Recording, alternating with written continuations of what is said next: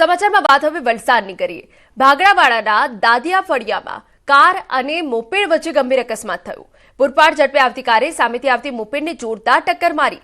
કારની ટક્કરથી મોપેડ સવાર ફંગોળાઈને રોડ પર પટકાયા। ઘટનામાં 2 લોકો ગંભીર રીતે ઇજાગ્રસ્તોને સારવાર માટે હોસ્પિટલ ખસેડવામાં આવ્યા। સમગ્ર ઘટના સીસીટીવીમાં કેદ। સીસીટીવી ફૂટેજના આધારે પોલીસે કાર્યવાહી કરી।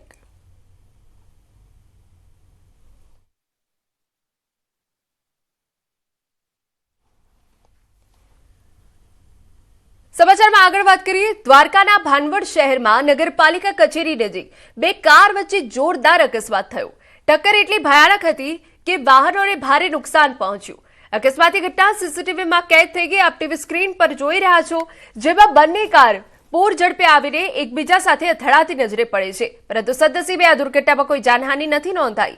અકસ્માત બાદ બંને કાર ચાલકો વચ્ચે ઉગ્ર બોલાચાલી થઈ હતી। અને મહત્વના સમાચાર, બુટલેગરો દારૂ છુપાડવા માટે અવનવા કિમિયા અપનાવી રહ્યા છે। એવો જ વધુ એક કિસ્સો જૂનાગઢથી સામે આવ્યો। જૂનાગઢ ક્રાઇમ બ્રાન્ચે ફિલ્મી સ્ટાઇલમાં ચાલી રહેલી આવી જ એક હેરાફેરીનો પર્દાફાશ કર્યો। સાંકડીધાર હાઈવે પર જૂનાગઢ ક્રાઇમ બ્રાન્ચે વોચ દરમિયાન એક લક્ઝુરિયસ ડસ્ટર કારને આંતરી। કારની તપાસ કરતા અંદર બનાવેલા ગુપ્ત ચોરખાનામાં મોટી માત્રામાં વિદેશી દારૂનો જથ્થો મળી આવ્યો। પોલીસે દારૂની 363 બોટલ કબજે કરી ભરત વાજા અને મયુર મોકરિયા નામના 2 આરોપીને ઝડપી પાડ્યા। પોલીસે દારૂનો જથ્થો, લક્ઝુરિયસ કાર અને મોબાઈલ ફોન સહિત કુલ 5,60,534 મુદ્દામાં જપ્ત કર્યો। આ દારૂ ક્યાંથી આવ્યો અને કોને સપ્લાય કરવાનો હતો તે દિશામાં પોલીસે તપાસ કરી।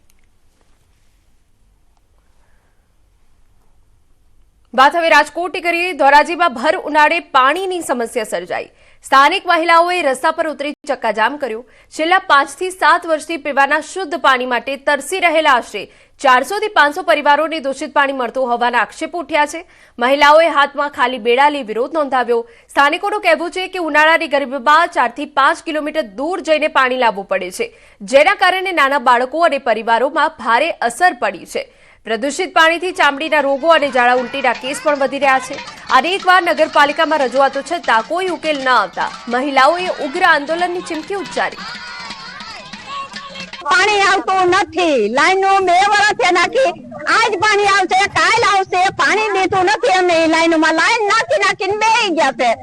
તકલીફ તો અમારે પાણીની તકલીફ છે। અત્યારે અમારે 500 થી 600 અહીંયા મકાન છે, પાણી અમારે હાવ આવતું નથી અને અમારે નાના બાળકોને મૂકીને 2 થી 3 કિલોમીટર અમારે હાલીને જવું પડે છે સાહેબ। જૂની પાઇપલાઇનમાં પાણી દે છે તે પાણી પીધા જેવું નથી।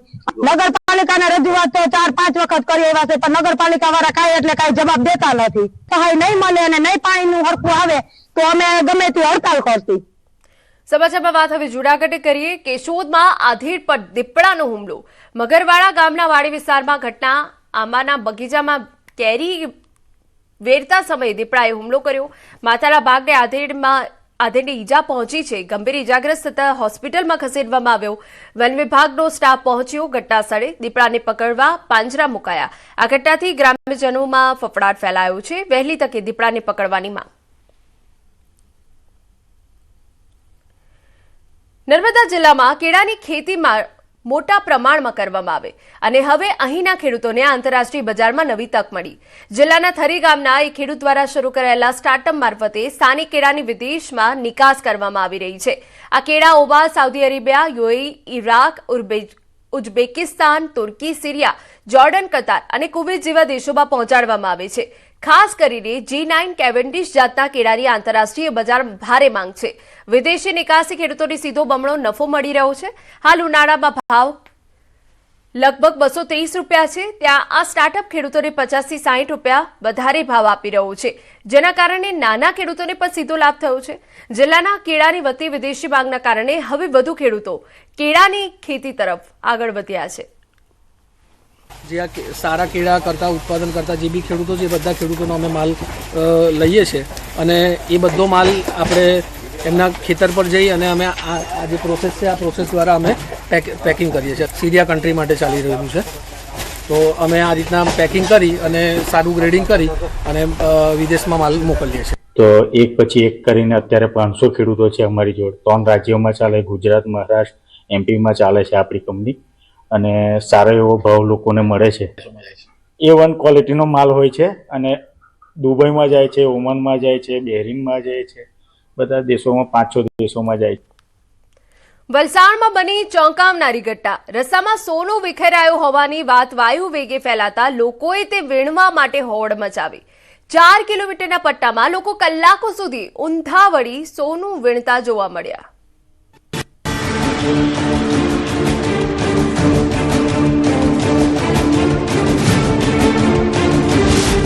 સોના જેવી ચમકથી અંજાયા લોકો, લકટક્યા સોનાથી લલચાયા લોકો, એક અફવાથી રસ્તા પર આવી ગયા લોકો.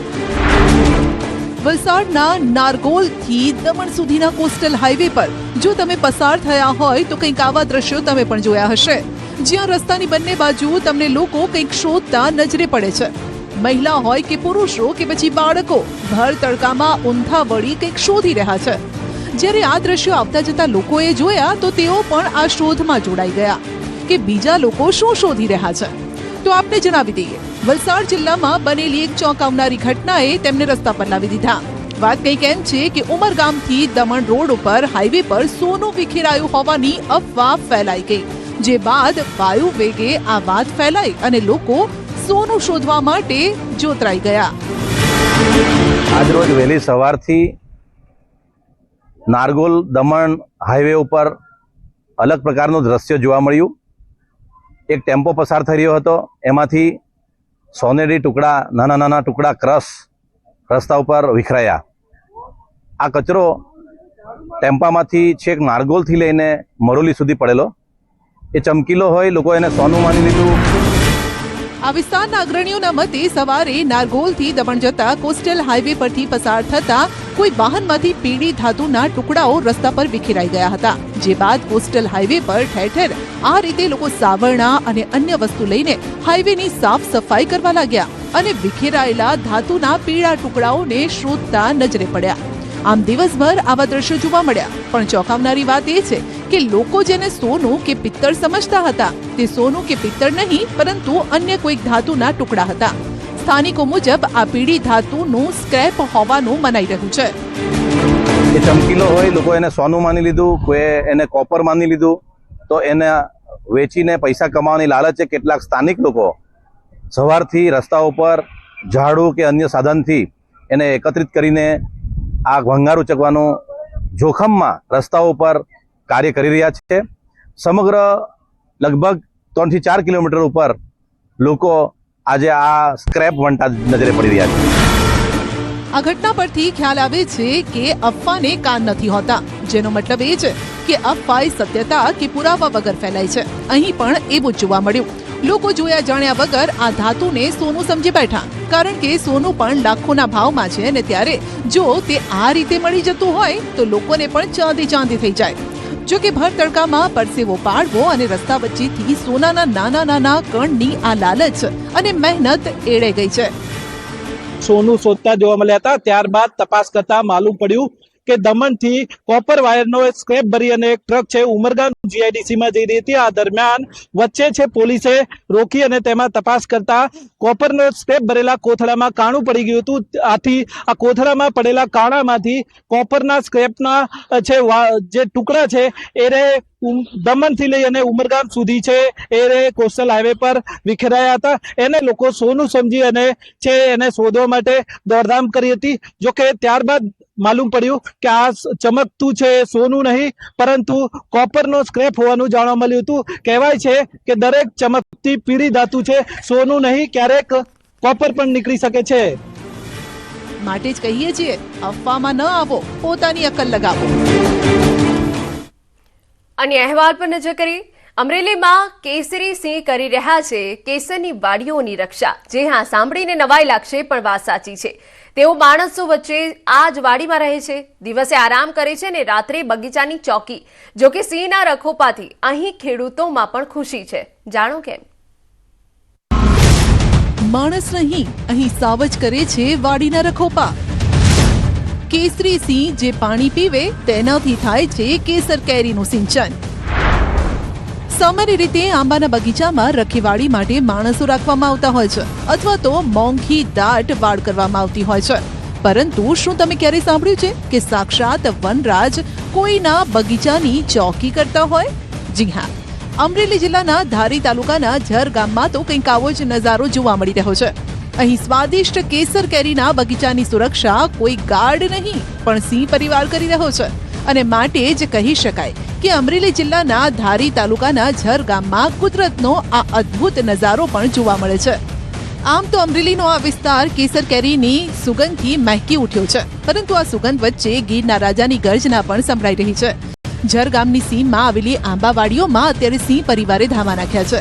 એક સિંહણ અને તેના 3 પાઠડા આ આંબાવાડીને પોતાનું ઘર બનાવી ચૂક્યા છે, એ પણ પોતાની મરજીથી. અહીં દિવસે જ્યારે ખેડૂતોની અવરજવર હોય છે ત્યારે આ સિંહ આરામ ફરમાવે છે, પરંતુ રાત્રે આ સિંહ રાત જગો કરે છે, બગીચાની ચોકી કરે છે, જેના પરિણામે આ ખેડૂતોએ જાગવું નથી પડતું. 20 વીઘાનો બગીચો છે ઝર ગામની અંદર, અને સિંહ વિશે સિંહ તો અહીંયા કાયમ માટે વાડીમાં રહેશે. પાણીનું સારું છે, ઠંડુ હોય એટલે સિંહને તડકાના હિસાબે અહીંયા અમારી વાડીમાં કાયમ માટે રહેશે. સિંહના હિસાબે અમારે અહીંયા રોજ ભૂંડ એનો ત્રાસ નથી. સિંહ તો કાયમ માટે અમારી વાડીની અંદર હોય જ છે અને એ અમારું રખોપું કરે છે. આમ તો સાવજને જોઈ કોઈ પણ ડરી જાય, પરંતુ અહીંના લોકો અને ખેડૂતો ડરતા નથી, કારણ કે આ સાવજ તેમના માટે લાભકારી છે. સાવજોની હાજરીથી અહીં અન્ય પશુઓ ફરકતા નથી, એટલે કે સિંહોની હાજરીના કારણે જંગલી જાનવરોનો ત્રાસ પણ ઘટ્યો છે, જેથી કુલ મળી પાકને પણ લાભ થાય છે. માનવ અને વન્યજીવ વચ્ચેનું આ અનોખું સહ અસ્તિત્વ આ વિસ્તારમાં કુદરતના સુંદર સંતુલનનું ઉદાહરણ બની ચૂક્યું છે. આ સિંહો છે, એકંદર અમને મોટો ફાયદો એ છે કે રોજ અને ભૂંડ છે એ સિંહને જોઈ અને ભાગી જાય છે. સિંહ છે એક અમારા મિત્ર તરીકે બગીચાઓમાં ફરતા હોય છે, અને અમારું જે પાણી જે છે કૂવાનું કે દારનું એમાં પાણી પીવે છે. એ જ પાણી અમે આંબાને પાઈએ છીએ. કેસર કેરી અને કેસરી સિંહ એટલે બહુ બંધ બેસતું છે, અને કેસર કેરી પણ બહુ સારા પ્રમાણમાં થાય છે.